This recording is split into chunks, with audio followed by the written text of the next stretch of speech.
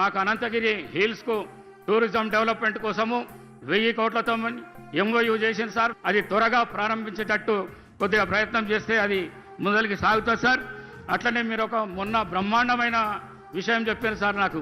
Speaker sir, మీ Anantagiri గుట్టను temple టూరిజంగా develop చేస్తా, నేను చాలా పెద్ద ఎత్తున చేస్తా అని చెప్పింది సార్. అది తప్పకుండా చేయాలని మీతో కోరుకుంటున్నా సార్. మరి ఇప్పుడు కష్టాలల్లో రాష్ట్ర ప్రభుత్వం ఉన్నా కూడా మాకు ఇంత పెద్ద మాట ఇచ్చినందుకు మీరు మరొకసారి మీకు ధన్యవాదాలు తెలుపుకుంటున్నాను సార్.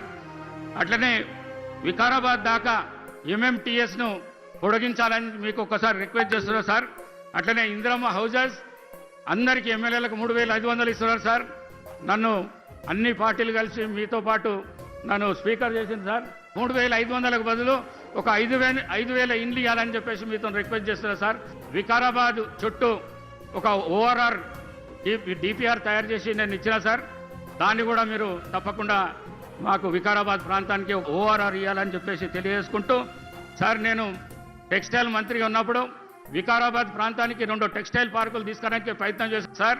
ఇప్పుడు అది నా మనసులో ఉన్న సార్. ఒక టెక్స్టైల్ పార్క్ వికారాబాద్ ప్రాంతానికి నేను ప్రపోజల్ మొత్తం తయారు చేస్తున్నా సార్. ఆ టెక్స్టైల్ పార్క్ మాకు ఇవ్వాలని చెప్పేసి కోరుకుంటూ తప్పకుండా అన్ని మున్సిపాలిటీస్ కైవాసం చేసుకుంటామనే ఆశాభావం నేను వ్యక్తం